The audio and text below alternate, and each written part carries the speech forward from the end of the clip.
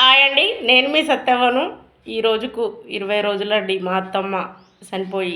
ఆ రోజు నుండి నేను ఫేస్ కనిపించే వీడియోలు పెట్టబుద్ధి కాలే. చనిపోయిన రోజు కూడా వీడియో పెట్టబుద్ధి కాలే.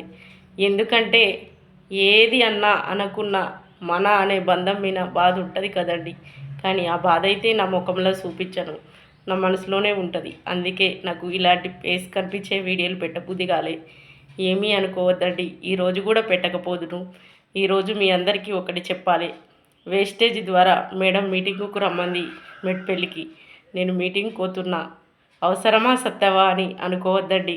చిన్నప్పుడు మా అన్న ఇంటి ముందడికి బండ్ల రిపేర్కు వేరే మగవాళ్ళు వస్తే మా చెల్లెను ఎవ్వరూ చూడొద్దని బండి రిపేర్ అయ్యేదాకా ఎండాకాలం ఉడకపోతల చెమటలు వచ్చేలా కారినా కూడా వాళ్ళు వెళ్ళిపోయేదాకా బయటికి రావద్దని ఉడకపోతలనే ఉన్నా. అంటే మా అన్నకు అంత ప్రేమ కలిగింది నా మీద. చిన్నప్పటి నుండి మా చెల్లెని ఎవరూ చూడొద్దని, అలాంటి మా అన్న ఎక్కడికి పోనీయకుండా ప్రేమగా చూసుకుంటూ ప్రేమగా ఉంచిండు. ఇప్పుడు ఇక్కడనే ఉన్నాడు మా అన్న. కానీ ఇప్పుడు నా ఇష్ట ప్రకారంగా పోల్సి వస్తుంది. ఎందుకు నేను ఇది చెప్తున్నానంటే, కాలం ఎలాంటి పరిస్థితులైనా తెస్తుంది. మా అన్న మీద కోపం కాదు. అందుకే భార్య మీద భర్త మీద ప్రేమ ఉండొచ్చు, కానీ బయటకు వెళ్ళకుండా బందీని చేసే ప్రేమ చేయొద్దు. అలాంటి ప్రేమ నువ్వు నేను ఒకే కాలం బతికే సమయం ఏ దేవుడు రాయడు కదా. మరి రేపటి కాలం ఎవరిది ఎట్లుందో. కాబట్టి తప్పు చేయకుండా చూసుకోండి, మంచి లక్షణాలు చెప్పండి. కానీ బయటకు వెళ్ళకుండా చూపించేది నిజంగా ప్రేమ కాదండి. రేపు 4 రోజులు ఊరికైనా బయటకైనా మరి వాళ్ళు ఎలా బయటకు పోయి తెచ్చుకుంటారు? ఇలా ఆలోచించాలి మగవారైనా ఆడవారైనా. అలా చూసిన మా అన్న ఇప్పుడు అన్నకెదురై ఎటుపోయినా సపోర్ట్ చేస్తలేడు. ఎందుకు? ఎవరి జీవితం వారిది. పెళ్ళి అయ్యేదాకానే ప్రేమగా చూస్తారు. పెళ్ళైనాక నీవెవరు అని అడిగే బంధాలు ఏర్పడతాయి. అందుకని అన్నీ తెలిసిన వారు సైలెంట్గా ఉంటారు.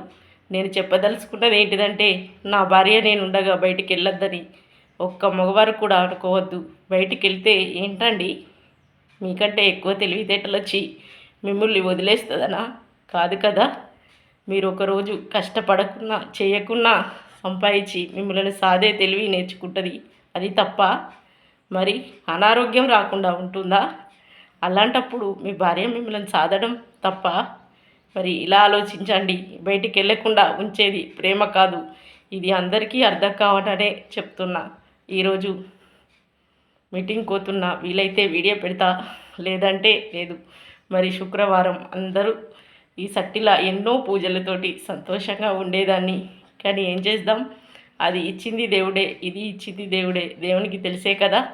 అందుకే ఇలా ఉండిపోయాను. నా ఫేస్ ఎలా ఉంది ఇన్ని రోజుల తర్వాత? కలగా లేదు కదూ.